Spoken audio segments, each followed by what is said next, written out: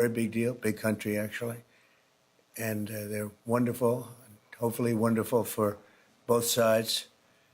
But it's literally trillions of dollars ultimately being brought into our country. And it was something that had to be done, and it is being done, and it's being done properly.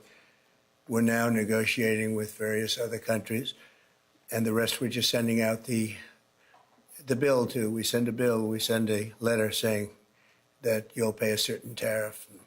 Obviously, that's most of them because you have, as you know, hundreds of countries, a lot of countries out there. So we look at the deficit, or we look at the surplus, and we look at the country and how the country's treated us, and lots of other things go into the equation. And we make a decision as to what that tariff will be, and it's a pretty standard letter from that point on. And I want to tell you, this is something, to me, it's a VA bill signing, and it's very important to me and to many of the people in this room. So I'm thrilled to sign the VA Home Loan Program Reform Act into law, and that is something that they've wanted to do for a long time. This legislation provides desperately needed relief to veterans and their families who have fallen behind on their mortgages, of which there are a lot, because we have somebody that doesn't want to lower interest rates. Probably won't lower them today. It's a really sort of an amazing situation.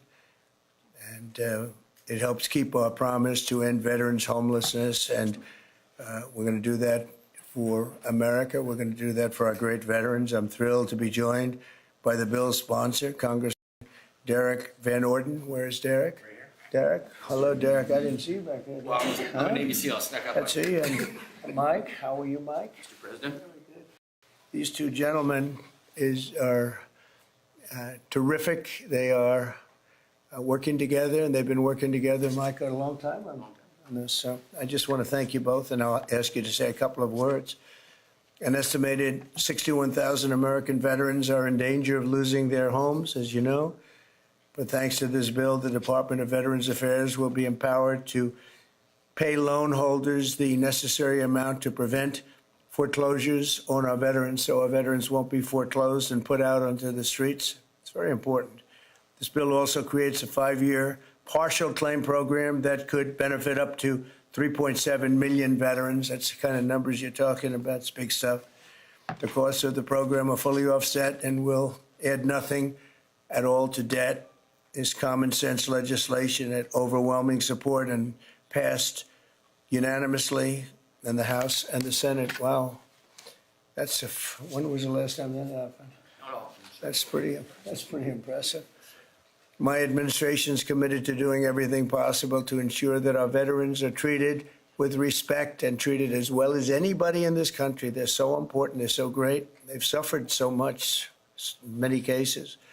In May, I signed an executive order to open the National Center for Warrior Independence in Los Angeles, California, which will house up to 6,000 homeless veterans.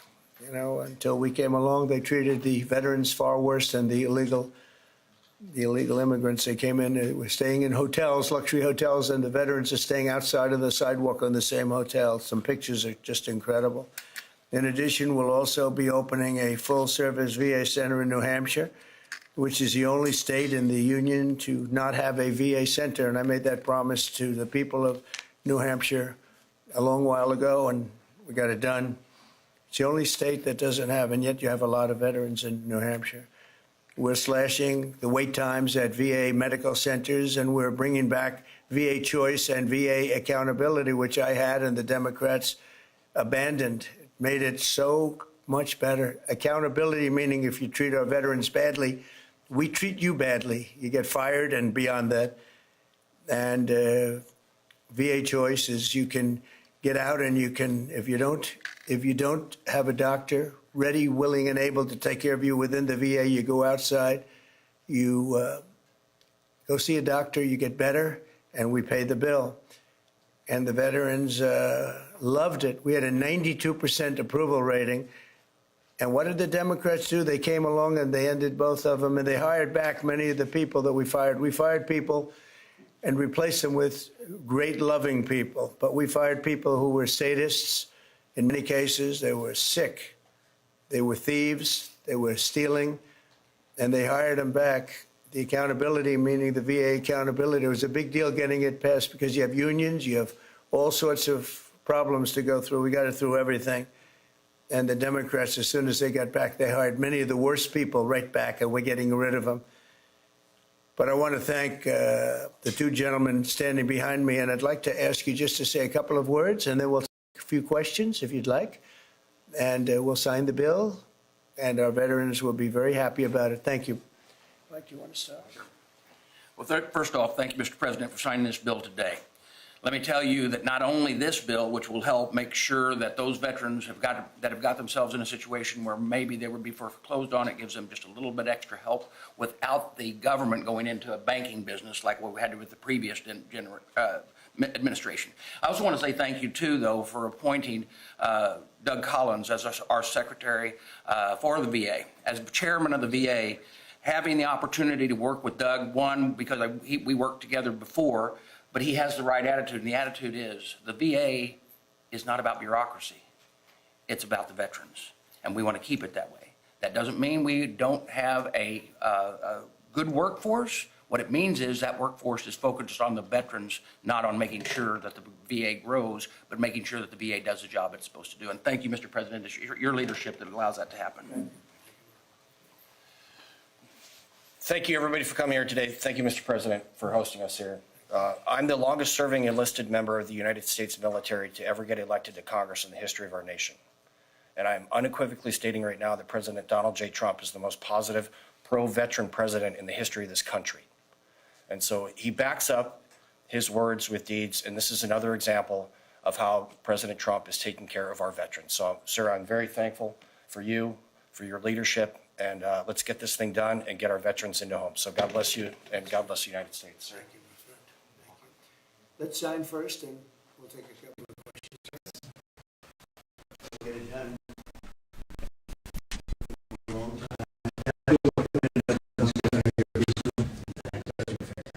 He's done a good job.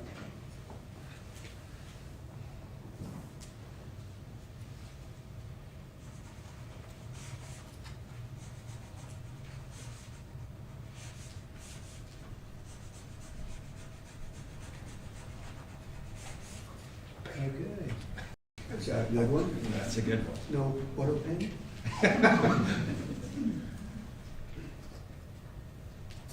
It's a very important bill, and we want to thank everybody for the great help, but in particular, you two guys have done a fantastic job. Thank you very much. Okay, take the pen. Oh, I'll keep that one. Take the pen. Thank you, sir. Take another pen. And we'll take them and give them to the other people that helped, okay? Very well. Okay, questions? Mr. President, you said that higher interest rates are making it harder for veterans to refinance. There's a stronger than expected GDP report this morning. What do you say to analysts who worry that lowering interest rates would actually lead to inflation? Well, if that happens, then we just raise them. What you do is you lower them, and let's see if there's inflation. Right now, there's no inflation. Everybody thought there would be. All we have is billions of dollars of cash pouring into our country from other countries that took advantage of us for many, many years. You know, they were taken advantage of. We were like the stupid people that didn't know what they were doing. They took advantage of us. Other countries, friend and foe. And by the way, the friend was oftentimes much worse than the foe when it comes to trade. So if that happens, what you do is you raise your rates and you do what you have to do to stop inflation. But we're keeping the rates high, and it's hurting people from buying houses, and we don't want that. If for any reason that happened in a year or two, if there's some signs of inflation coming back, right now there's not. We have a great thing going. I think we're going to have the richest economy you've ever seen. We have money coming in that we've never even thought about at numbers that nobody's ever seen before. We have a deal with Japan where they're going to pay us $550 billion. We have a deal with Europe where they're doing $750 billion plus $400 billion plus $300 billion. And many other countries, it's likewise, you know, relatively, those are two big ones, but likewise. So we have a lot of money coming in, and we have no inflation, and we're very strong, and we should be lowering the rates. You know, each point that this gentleman keeps up costs us $365 billion a year. Think of that. 1 point, $365 billion. If you bring it down a point, we save 365. We should be the lowest interest rate, and we're not. We're 38, number 38, because of the Fed. It's all because of the Fed. He's done a bad job. Now, he's got a meeting today, but I call him too late. You know, he's always too late. Even if he does it today, probably won't. I hear they're going to do it in September, not today. For what reason? Nobody knows. But Europe, as you know, cut their rates 11 times in the last short period of time. But the good news is we're doing better than anybody anywhere in the world. Nobody's doing anything even close to us, even with the higher rates. The higher rates do affect housing, though, because people can't go out and get a loan or refinance their house. And it would be nice to have them be able to do that. That would be just another check of a box that would be very important. Yeah, please. Mr. President, you mentioned today that India, in addition to its 25% tariff rate, would pay an additional penalty because of its support of Russia. What is that additional penalty? And are other countries facing the same threat? Well, we're negotiating right now, and it's also BRICS. You know, they have BRICS, which is basically a group of countries that are anti the United States, and India is a member of that, if you can believe it. It's an attack on the dollar, and we're not going to let anybody attack the dollar. So it's partially BRICS, and it's partially the trade situation. It's the deficit. We had a tremendous deficit. So, as you know, Prime Minister Modi is a friend of mine, but they don't do very much business in terms of business with us. They sell a lot to us, but we don't buy from them. You know why? Because the tariff is so high. They have one of the highest tariffs in the world. Now, they're willing to cut it very substantially, but we'll see what happens. We're talking to India now. We'll see what happens. It doesn't matter too much whether we have a deal or whether we charge them a certain tariff, but you'll know at the end of this week.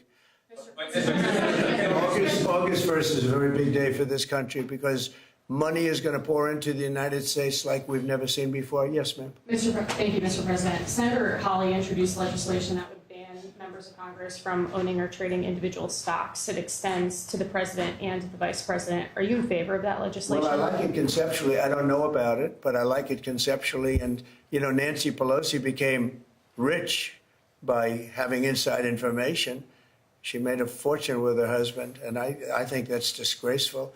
So in that sense, I'd like it, but I'd have to really see I study these things very carefully, and this just happened. So I'll take a look at it. But conceptually, I like it. And what I do think is Nancy Pelosi should be investigated because she has the highest return of anybody practically in the history of Wall Street, save a few. How did that happen? It happened by she knows exactly what's going to happen, what's going to be announced. She buys stock, and the stock goes up after the announcement's made. And she ought to be investigated. Harvard is reportedly willing to settle with you for $500 million. Is that enough? Well, it's a lot of money. We're negotiating with Harvard now. They would like to settle, so we'll see what happens. Mr. President, what is America's debt to our Afghan war allies that kept our veterans safe over there? There's been some talk about sending a lot of them back. Would you let your administration do that? We know the good ones, and we know the ones that maybe aren't so good. You know, some came over that aren't so good. And we're going to take care of those people, the ones that did a job, the ones that were told certain things. A shame what happened. One of the most disgraceful episodes in the history of our country. The way we left Afghanistan was just a disgrace.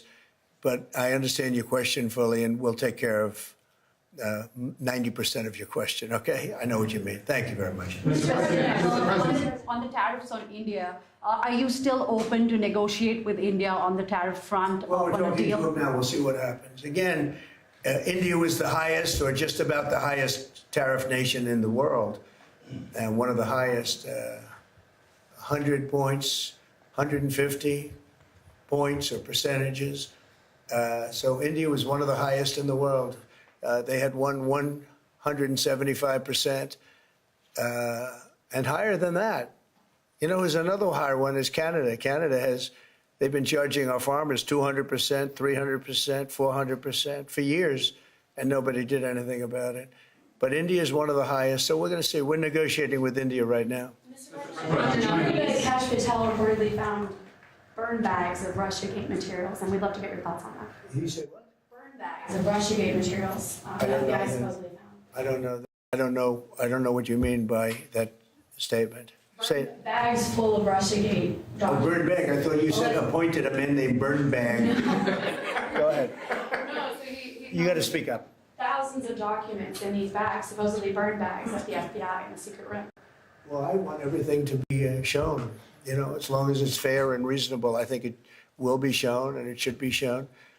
And I think he feels that way, and I think Pam feels that way. But it's got to be, it's got to be stuff that really doesn't hurt people unfairly, because you have so many people involved. And if they can do that in a fair way, I think it's great. I think it's really great. The whole thing is a scam. It's a scam set up by the Democrats, and they love talking about it. But I would like to see people exposed that might be bad. And we'll see how that all works out. But it's getting to be very old news. You know, if they had anything, they would have done it the week before the election, because they were losing by a lot. If they had anything, they would have done it. They controlled the file. The Democrats controlled it. Comey and all this, sleazebags, every one of them that you read about all the time. And I guess they've got some problems now having to do with yet a different scandal, very big one. But they control that file. So I would think that if they would have had something in the file, they would have released it about a week before the election, maybe 2 weeks, right, Brian? Yes, go ahead. Mr. President, welcome home, by the way. Thank you very much. Good to see you. It was a great trip. It was an amazing trip. You look good. Real For the quick, country. For me, it was okay, but for the country, it was an amazing trip. Go ahead. it was. Many parents are preparing to send their kids back to school in a few weeks. Now, this will be the first time they've gone back to school under the second administration for you. Now, the previous administration labeled a lot of parents domestic terrorists for showing up to school board meetings. What's your message to parents now as they return their kids to school, knowing that they have the support of you? Well, the beautiful thing is, as you know, we've gotten rid of the woke. Woke is gone, and I think pretty well buried. We're going to make sure it's buried. But the parents are now taking over the school boards. They're getting rid of these people that probably didn't like the children very much based on what they were doing. And it's a big difference. And, one of the other things, and I keep watching these talking points that the Democrats have, they say, oh, prices are up. No, prices are way down. Fuel is down. Groceries are down. Things like eggs are way down. When I came in my first week, the eggs had gone up like 4 or 5 times. Nobody had ever seen anything like it. And they were hitting me about eggs. I said, I just got here. It was one of my first maybe my first news conference. And we have eggs down now to a point where they were actually lower than even before. So I just want everyone to know prices are way down. And that's a big thing. Groceries, everything. If you look at fuel, $2.35 a gallon, a lot of that. But we actually had 4 states where it's down $1.99, $1.99, as opposed to $3.50, $4. And it went up a lot higher than that. They got rid of my policy, and then it went through the roof. And then they brought my policy back, but it was too late. They blew it. We had the highest inflation in the history of our country, and now we have no inflation. We have nothing but cash coming in. The world respects us again. We're a really great, proud country. And I say it, I'll say it again, many, many leaders of other countries, I'm dealing with a lot of them today on their tariff situation. They owe us a lot of money. But many countries said to me, and almost in the same words, you were a dead country 1 year ago, and today you're the hottest country anywhere in the world. We are the hottest country right now anywhere in the world, and that's why we're taking care of our veterans. Okay? Thank you very much, everybody. On China, Mr. President, on China, the Secretary of Defense briefing today. Thank you guys. We're moving along with China. We're doing fine with China. I think it's going to work out very well. We're right in step. I think we're going to have a very fair deal with China. Thank you. Mr. President,